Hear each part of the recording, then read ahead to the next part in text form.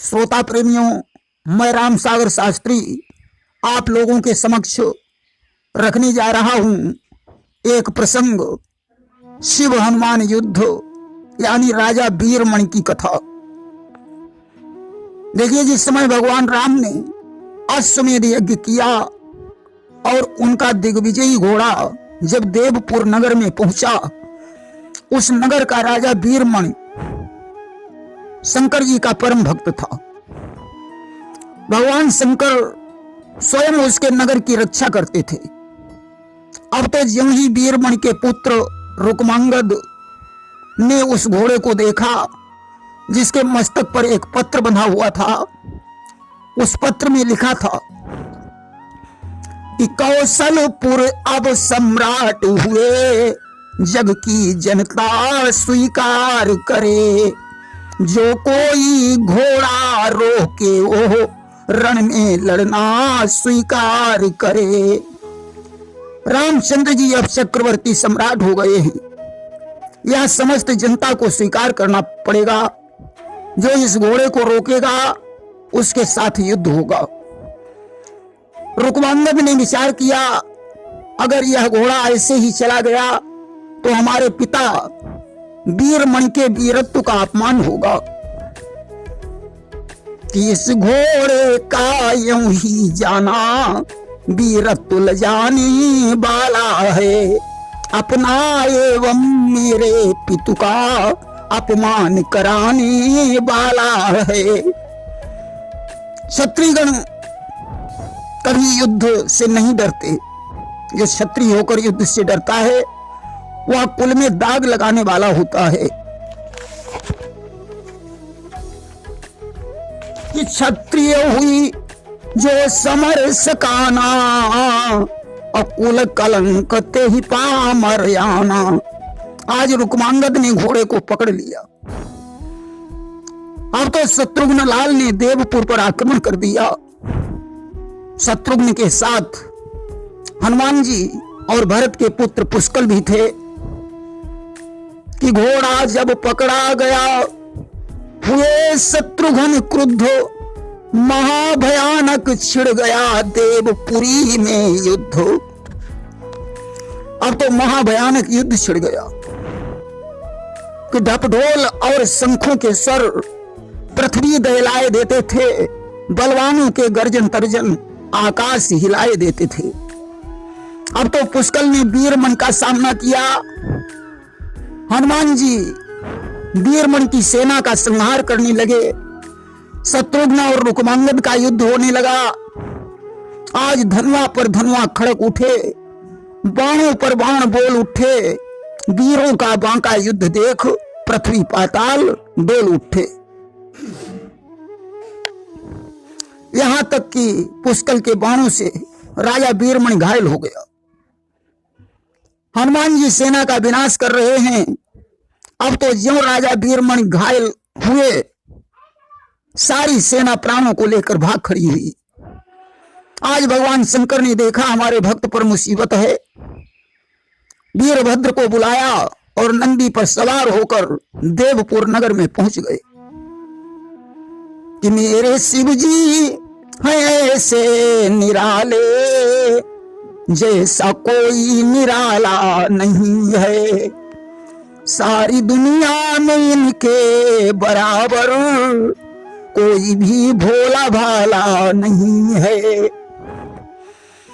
दुष्ट हो चाहे कितना हो पापी, आ गया जो भी शिव की शरण में, बिन दिए उसको मन की मुरादें, खाली मंदिर से टाला नहीं है। भगवान शंकर बड़े भोले भाले हैं, भक्त के कष्ट को कभी अपनी आंखों से नहीं देख सकते हैं। अब तो वीरभद्र ने पुष्कल का सामना किया। नंदी के साथ हनुमान का युद्ध होने लगा। शत्रुघ्न के साथ भगवान शंकर युद्ध करने लगे। यहां तक लिखा है कि नंदी और हनुमान के बीच 5 दिन घमासान युद्ध हुआ। कि नंदी और हनुमान मझारा, अब 5 दिवस रण भयो करारा। परंतु दोनों में हार जीत नहीं हुई। उधर वीरभद्र के हाथों से पुष्कल की मृत्यु हो गई कि वीरभद्र अभद्र रण कीन्हा और पुष्कल केर काट सिर लीन्हा। वीरभद्र ने खाड़े के द्वारा पुष्कल का शीश काट लिया और उसकी मृत्यु हो गई। इधर शत्रुघ्न ने भगवान शंकर के साथ 11 दिन युद्ध किया कि 11 दिवस शत्रुघ्न साथा कीन कठिन रण गिर जाना था। आखिरकार भगवान शंकर के प्रहार से शत्रुघ्न मूर्छित हो गए। शत्रुघ्न के मूर्छित होने पर हनुमान जी भगवान शंकर के साथ युद्ध करने लगे। अब तो रुद्र के साथ युद्ध हो रहा है। आज भगवान शंकर युद्ध देखकर प्रसन्न हो गए और उन्होंने हनुमान से कहा, मैं तुम्हारे युद्ध पर प्रसन्न हूं, तुम मुझसे कोई वरदान मांग लो। कि हुई प्रसन्न बोले सुर त्राता मांगहु वर प्रसन्न मैं ताता। हनुमान जी ने कहा, भोलेनाथ, इस युद्ध में भरत का पुत्र पुष्कल मारा गया है, शत्रुघ्न लाल बेहोश पड़े हैं, मैं संजीवनी लेने जा रहा हूं, तब तक आप इनकी रक्षा करें। आज भगवान शंकर ने एवं वस्तु कह दिया। हनुमान जी संजीवनी लेकर आए। आज संजीवनी के द्वारा हनुमान ने पुष्कल को जीवित किया और शत्रुघ्न लाल को होश में लाए। अब तो ज्यों शत्रुघ्न की मूर्छा दूर हुई, उन्होंने फिर भगवान शंकर से युद्ध करना शुरू कर दिया।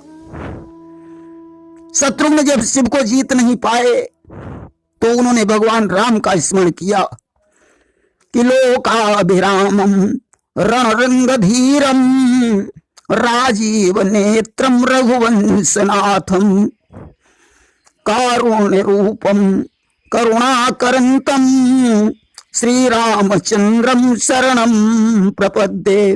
अब तो धनुष बाण लेकर भगवान राम प्रकट हो गए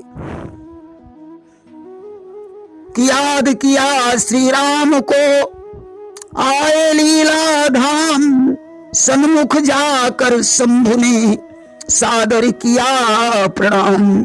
ज्यों भगवान राम को देखा, शंकर जी चरणों पर गिर पड़े, बोले, प्रभु मुझे क्षमा करना, मैंने वीरमण की नगरी की रक्षा का वचन लिया है, इसलिए मुझे युद्ध करना पड़ा।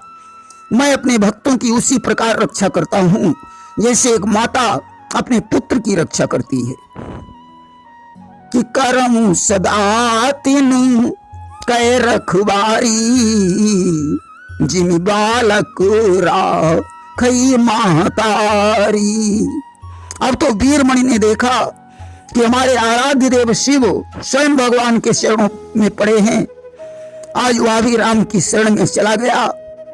वीरमणि ने अपने पुत्र रुक्मांगद से घोड़े को मंगवाकर वापस कर दिया और उसने अपना सारा राजपाट राम के चरणों में निछावर कर दिया तथा भगवान की प्रार्थना करने लगा कि जय राम रमारम नम समनम रघुनायक सायक चाप धरम नृपनायक दे वरदान निदम चरणाम्बुज प्रेम सदा शुभदम।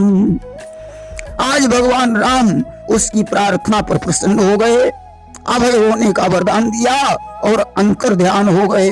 प्रेम से बोलिए वृंदावन बिहारी लाल की जय।